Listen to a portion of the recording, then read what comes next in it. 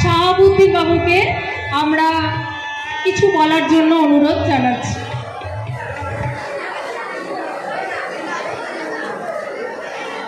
শ্রদ্ধেয় আজকের সভার সভাপতি, আজকের এই অনুষ্ঠানে উপস্থিত আছেন এই স্কুলের ভারপ্রাপ্ত ব্যক্তিবর্গ আছেন, যাদের জন্য আজকে অনুষ্ঠান, যাদের নিয়ে অনুষ্ঠান, সেই সন্তান সম ছাত্রছাত্রীবৃন্দ।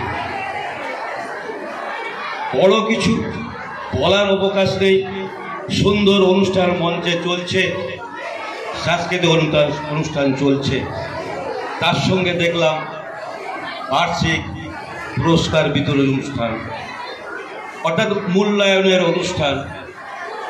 আমরা যে কাজগুলো করি সেই কাজগুলো যদি মূল্যায়ন না হয়, আমরা কতটুকু করলাম, কত পার্সেন্ট কাজ করলাম, তার যদি মূল্যায়ন না হয় তাহলে সেই কাজের গুরুত্ব থাকে না।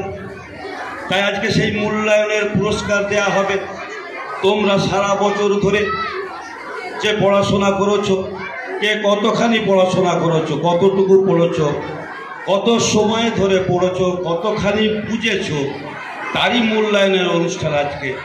সেই মূল্যায়নের অনুষ্ঠানটাকে আরও সুন্দর করে গুছিয়ে তোলার জন্য সাংস্কৃতিক অনুষ্ঠানের ব্যবস্থা করেছেন আজকের স্কুল কর্তৃপক্ষ। এই অনুষ্ঠানে এসে আমি নিজেকে সৌভাগ্যবান মনে করছি, আমি গর্ব মনে করছি।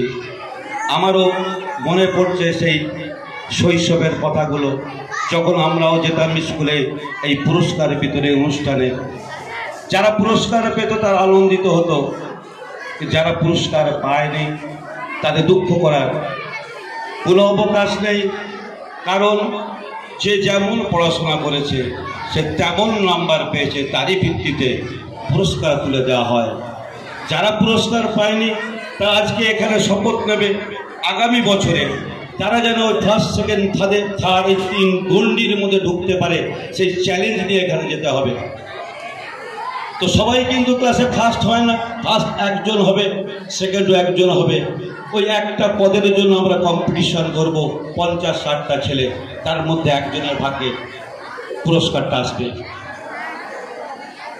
ভালো পড়াশোনা সকলকেই করতে হবে, কিন্তু সকলকেই ফার্স্ট হতে হবে, এটা বড় কথা নয়।